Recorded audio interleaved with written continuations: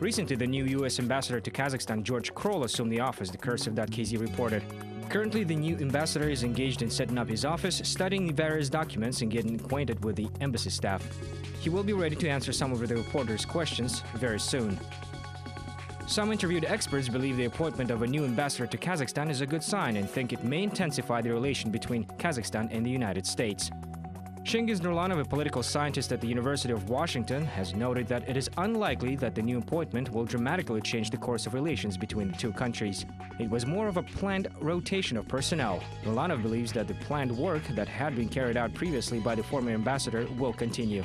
Human rights issues in Kazakhstan have been long discussed and practiced with partners, including the United States. Therefore, it is unlikely the new ambassador will somehow particularly dwell on this. I think the new ambassador should address the question of preparation procedures of our young people going to study and work in the United States. It would be even better if this work is carried out jointly with the Kazakh partners. I would not want to see students go through similar situations as after the terrorist attack in Boston. Given the recent invitation of the UN special reporter by the authorities of Kazakhstan, it would be fair to say that Kazakhstan is interested in maintaining a positive image as a state in which the main values is human rights and freedoms.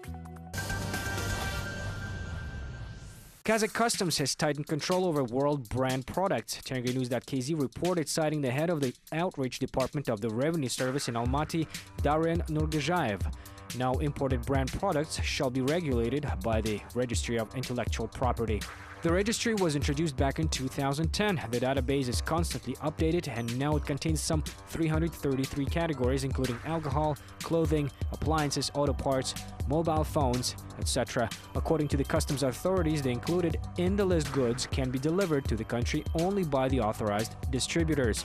The customs authorities strengthened checkups of entrepreneurs involved in importing such goods at the borders since January 1st, 2015. If an entrepreneur imports branded products containing an intellectual property, then such product will be inspected by the customs authorities. Also, a request will be submitted to the international organization to establish the owner of the copyright.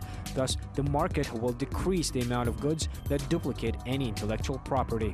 According to Nurgazhayev, if the verification confirming the rightful purchase from the brand owner fails, the customs authorities will suspend all importing procedures. These regulations shall apply to branded products exported from any country, including the customs union. According to the officials, such close control on the import of branded products has never been enforced before. Meanwhile, Kazakh entrepreneurs are skeptical about such new regulations. Local businessmen argue that the markets are overwhelmed with fake brands and it would be difficult to rid the markets of forged products. These measures will complicate the work of those who import Chinese clothes and sell them as the original. For those who do everything honestly, really own the brand products, no problem, but unfortunately we have too many ways to bypass the laws. I do not think that this new regulation will affect the situation with forgery of, for example, clothing brands sold at flea markets. 53 billion tenge was allocated for gasification of the Aktobe and Mangistau region, as reported by Capital.kz, citing the press service of Transgas. Two memoranda of long-term and mutually beneficial cooperation on gasification, modernization and reconstruction of gas supply networks of the Aktobe and Mangistau regions were signed at Kazmunaygas.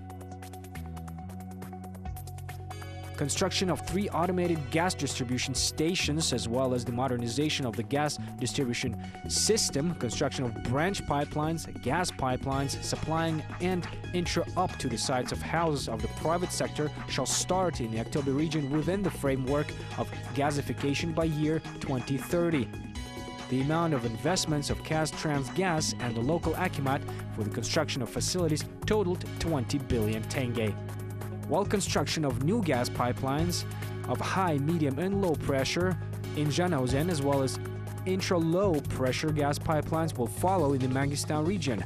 The amount of investment in the region will exceed 33 billion tenge, of which only the modernization of the gas distribution system shall total more than 20 billion tenge. Transgas is going to implement these projects by a long-term investment program.